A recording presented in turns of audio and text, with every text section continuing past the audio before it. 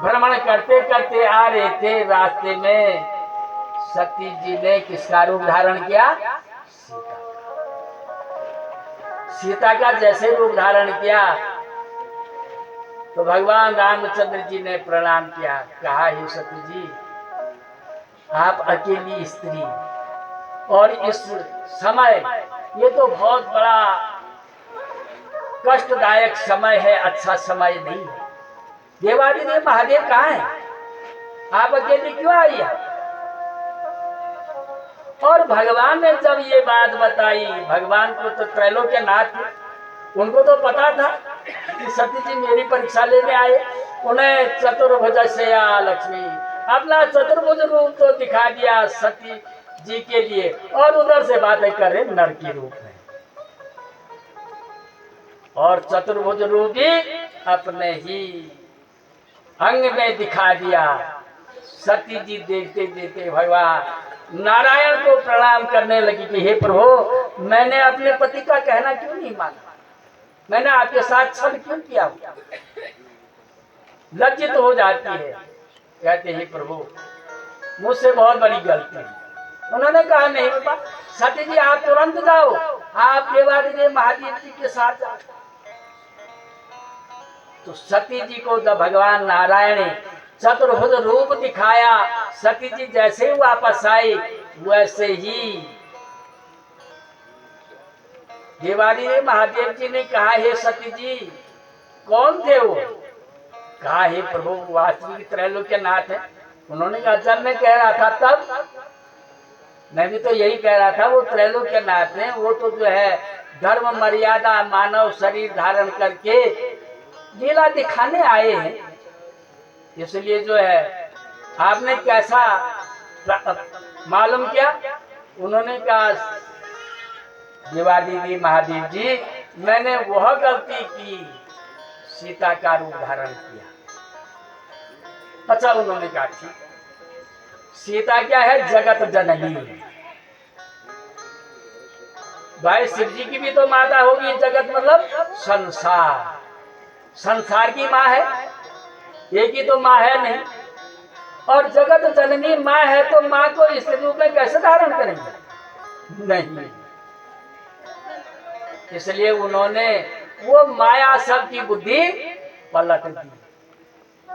दक्ष प्रजापति की बुद्धि भी पलट गई, सती जी की बुद्धि भी पलट गई, सबकी बुद्धि माया में परिवर्तन। इसलिए जो है देवादिदेव महादेव जी ने इस प्रकार के काम करना शुरू कर दिया।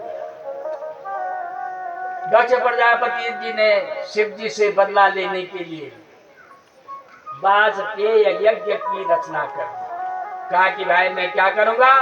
वाजपेय यज्ञ करूंगा, न तो सती को बुलाऊंगा न शिव जी का भाग रखूंगा। स्तंभ है ना, चारों स्तंभों की पूजा होती, ब्रह्मा विष्णु शिव और इंद्र। चार स्तंभ है, चार वीर हैं। उसी प्रकार से जो है यज्ञ मंडप कार्य प्रारंभ हो रहा है, पर शिव जी का भाग नहीं रखा और न सती जी को बुलाया, क्योंकि भाई बदला लेना है दक्ष प्रजापति जी ने।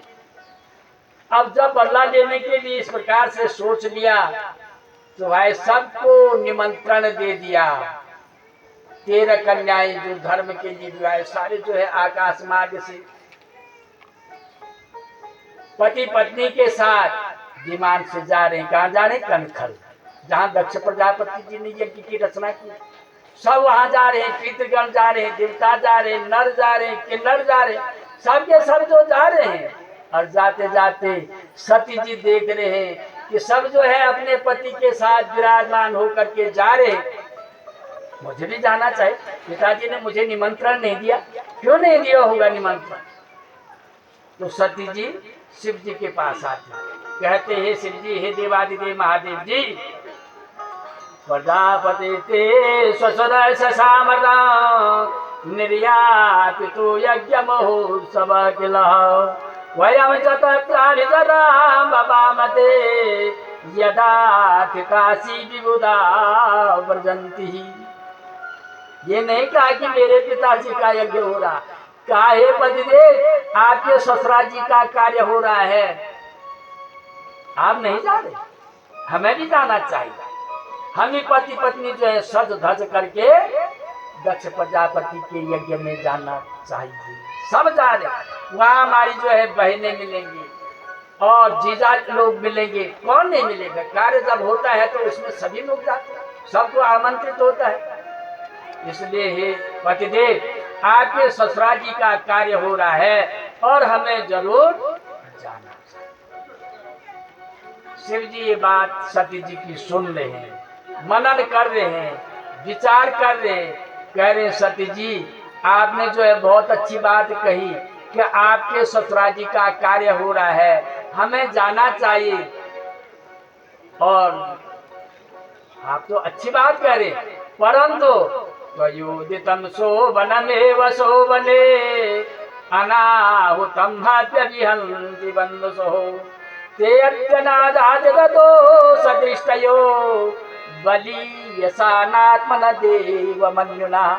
हे सती जी आप बहुत अच्छी बात करें, आपके ससुराल जी का कार्य हो रहा है, आपको जाना चाहिए, परंतु हे सती जी अनाहुतम बिना बुलाए हुए कभी भी नहीं जाना चाहिए। जहाँ सम्मान नहीं होता है वहाँ नहीं जाना चाहिए। हे सती जी मैं आपको वास्तविक बात कह रहा हूँ, वो हमें द्वेष भाव से देखते हैं और यदि वो हमको द्वेष भाव से देखते हम वहाँ जाएंगे तो अपमान में जाना हमारा उचित नहीं है।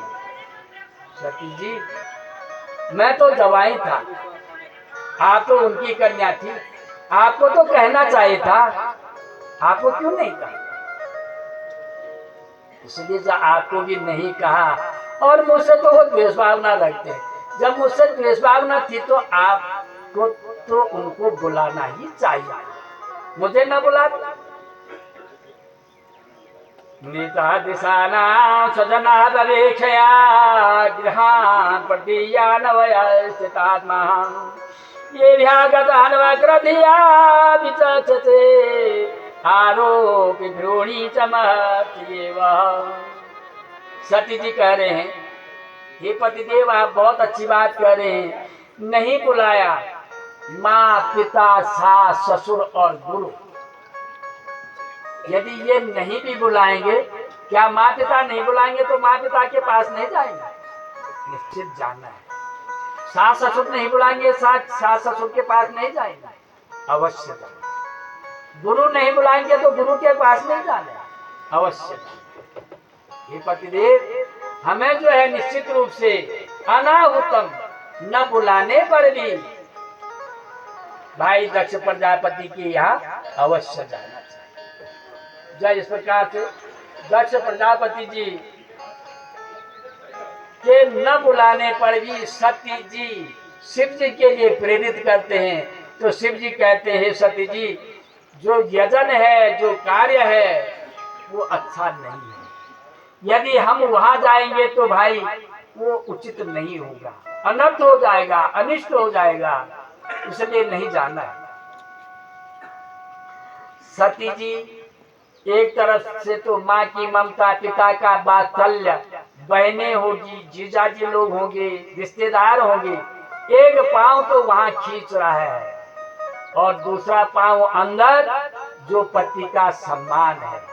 पति के बिना मैं कैसे जाऊंगा, लोग सारे जो है पति के साथ सज धज के जाएंगे और मैं अकेली कैसे जाऊंगी भाई, ये तो शोभा ही नहीं है।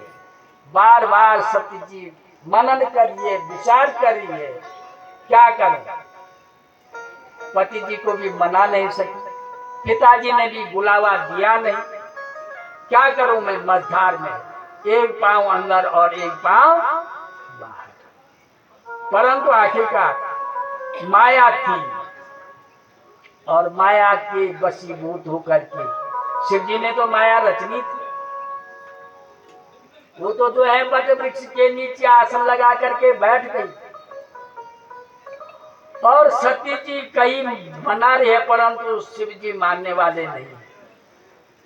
आखिरकार सती जी जब शिव जी को न मना पाई तो भाई कैलाश से कनखल के लिए प्रस्थान कर दी।